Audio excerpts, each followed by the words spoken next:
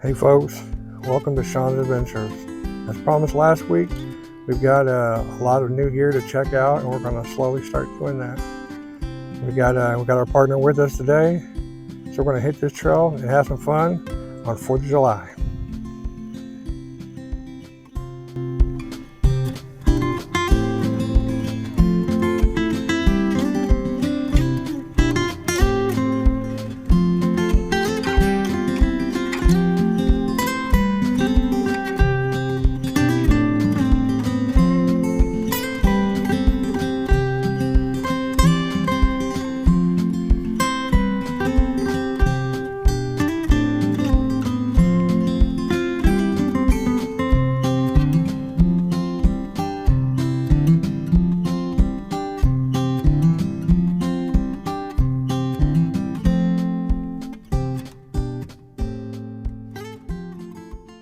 Hey folks, welcome to another adventure. We're driving through the forest and Luke says, hey, let's stop by the lake. So that's what we did. Yep, we stopped by the lake. I thought we were just gonna go down to the shore and look around, but I had no idea this trail went all the way around the lake like it does. So our little quick lake view turned into a little mini adventure here. Been pretty cool, huh?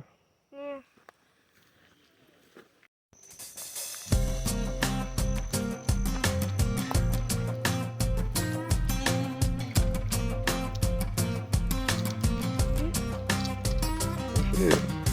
I pulled up top down in the two-seater. She hopped in, drunk smile, said it's good to see you. What you thinking about skipping downtown tonight? Race a coupe back home, grab the four-wheel drive, kicking Church Rock Road up through a tree line. Stop and look at her and say, ready? Better hold on tight. Let me show you my countryside through these old headlights. We can take this road as far as you want to go. I'll show you how a country mile can take us all night. Feeling high when it pulls the tail up an old dirt road. I ain't gonna run no hide. We can let the fire burn wild. That's just my country. Staying at a campsite that we visited a couple times. Don't look like still nobody's been back here in a long time, so I think we can I think we'll camp here one night. The wagon we've been toting around, we just gotten. It's made by Echo Smile, whoever that is, on Amazon. This one holds 400 pounds, has the extra wide wheels, ball bearings in the wheels. And we've been dragging it through, undergrowth. It's been doing fine, growing up fire trails. It's been doing awesome. But we can do firewood, tote the boy around out here, have some fun. This is going for $150 on Amazon. So far it's panned out and it's been worth the money. There's a myriad of things we could probably use this thing for.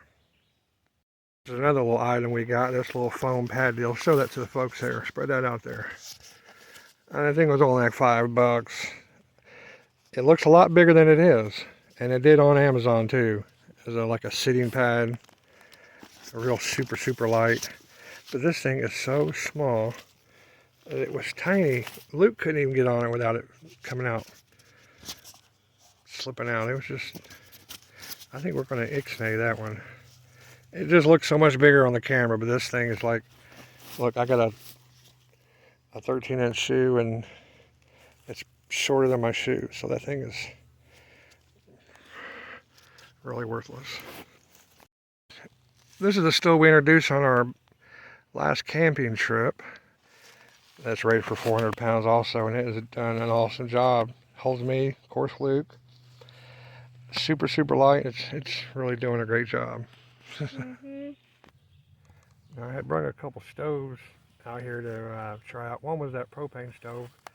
We finally got the fitting to make the burner fit that actual propane tank, because the propane and the isobutryl butane. Canisters had different fittings, so I got an adapter, but in the midst of things I forgot the propane tank, so once again that's going to get delayed, and we'll check that out on another video. But we've got another one we're going to try out meantime. It's an alcohol stove, fairly inexpensive and easy to use, so let's try this thing out. Yeah. We got this little thing down here. Comes with this little wind block, which you do definitely need with these. It's a waterproof lid, and there's a few things you can use in here, mainly alcohol, but from what I've seen on YouTube, you can also, there's a lot of things you can use. You'll have to research that. But methanol seems to work the best, everyone says. And believe it or not, gasoline antifreeze, everyone uses this. Burns cleaner, hotter. This seems to be the consensus. These are $2. You can get them at any gas station on the way to the woods if you have one of these in your pack as an emergency. So that's what we're going to use today. Alright, I don't want to get my fingers down in here with a lighter. So you want to use a grill torch, or in this case I'm going to use my ferro rod. There we go. Ooh. This is another item that I picked up on eBay. This thing's like super cheap. Fire starting kit. That's nice. It's like, I think $5-6. Is that thing even showing up? Like Yeah. $5 or $6 for that. Keychain. This thing's awesome. Alright, we've got a flame here, folks. Really hard to see the flame. They burn mostly clear. At nighttime you see more of a flame, but right now it's just mostly Yeah, you usually see it at nighttime. clear. Yeah, we might do a nighttime camp out here. Might do nighttime. Yeah, we sure will. What's this soft for? What is that soft? Yeah, that stuff burns really nice and clean and strong.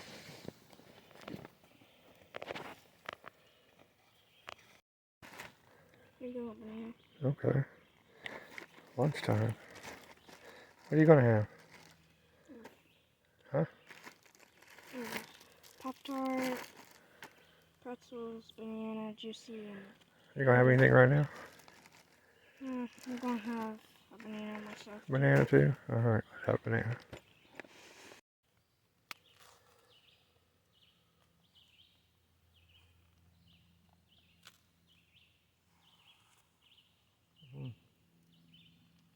Critters eat that banana peel.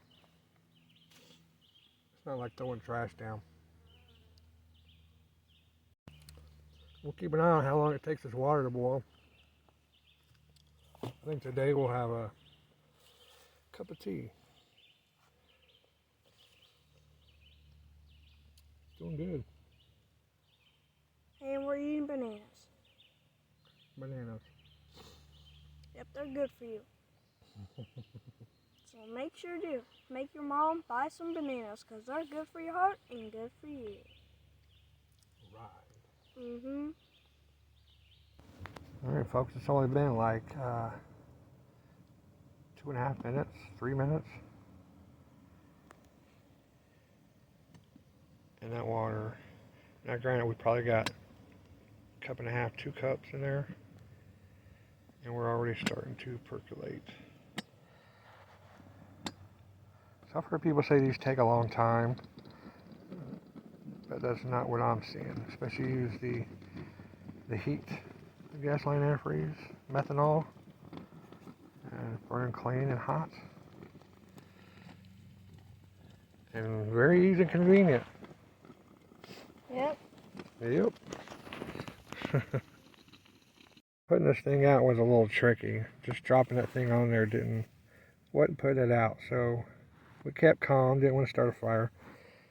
I found if I just twisted the handle out and came in here, kind of, that helped. It put it right out. And it pretty much burnt just boiling that cup of water pretty much used all the fluid that we had in it. There's just a little bit in there, so even if I couldn't get it out, I'd just let it burn out. And so we are going to have our tea today, aren't we? And hot cocoa. Oh yeah, you're having hot cocoa, so let's get that going. So that alcohol stove did really well. A lot faster than I thought it'd be. Comes with these little grates you could put on it, not use the wind block, but from what I hear, you got wind, you're going to need a wind block. Well, we don't have wind today, so we wouldn't have needed it. Yeah. It comes in a little carrying case. Well, I think this thing was literally like, say $10 to $13. Straight to throw in the pack.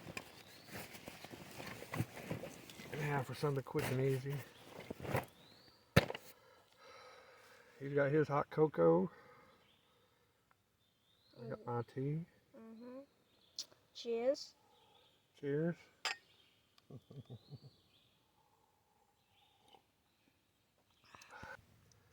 Alright folks, I wanted to show you something I've been meaning to get around to showing you guys. Whenever you hear me or someone else say, oh, you got to strike a ferrule rod, you know, with a 90-degree spine. And they're right. But let me tell you something that everyone fails to mention, that it took me, even though I grinded it flat, it still wasn't working quite right. And I finally found a video that told the secret, and I'm going to tell all you guys. When you grind this thing on a grinder, you've got to strike that ferrule rod with the burr side. You can't just grind it flat and smooth it. You know, you got to have a burr on one side. You got to leave it there. If you're right-handed on your grinder, you hold in your left hand and grind this way. If you're left-handed, you hold it to the right. And what I'm getting at is when you strike that ferrule rod, you want that burr on the leading edge side. That's what's really going to give you those good sparks. If you get rid of that burr, you're going to get mediocre, and it's going to take you multiple times to get some good sparks out of that ferrule rod. So leave that burr on that side. And since I'm right-handed, it's going to be on that side. So when I grind my flat edge, I had it in my left hand. That'll put that burr on the right side. If you're left-handed, it's going to be on the other side. So that burr is the little tip that no one tells you that really throws them sparks. So there's the tip. Real quick, if you're wondering what kind of knife this is, this is a Mora. They got them on Amazon to get everything now. This is the knife that Cody Lundeen made famous. This is an excellent knife. They make them in different types of metals. Other than that, they pretty much look the same. You can get them anywhere from $10 to 25, maybe $30 tops. They're a great knife. Very inexpensive. You lose them, you're not out a whole lot. You can get another one. Mine's carbon steel. And you notice mine has a patina on it. It usually would come shiny. I force patina mine with vinegar, so it gives it a protective coating. Because of carbon steel, you got to keep the knife oiled, or it will pit. Stainless steel, you don't have that problem, but stainless steel is a little harder to get an edge. Carbon steel is a little easier, and I just like the edge it holds, and it just suits me. So, force patina in your carbon steel knife doesn't make it as pretty, but it definitely coats it, and I can go out and forget to oil my knife in between trips, and with this coating, I've had no rusting at all. So that was a good speech, but pretty boring. Oh, I thought you were going to say something nice.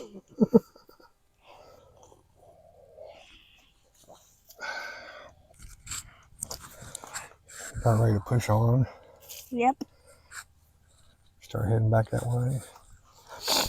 Yep. My legs are getting... Want the rest of this? And I'll just pour it out if you're done. Hey, you ready, bud? Yep. Bye, YouTubers.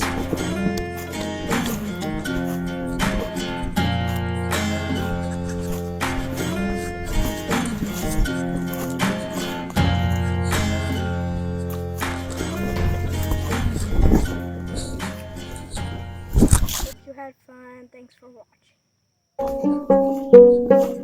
So did you have fun? Did you have fun, buddy? Huh? Did you have fun? Yep. All right.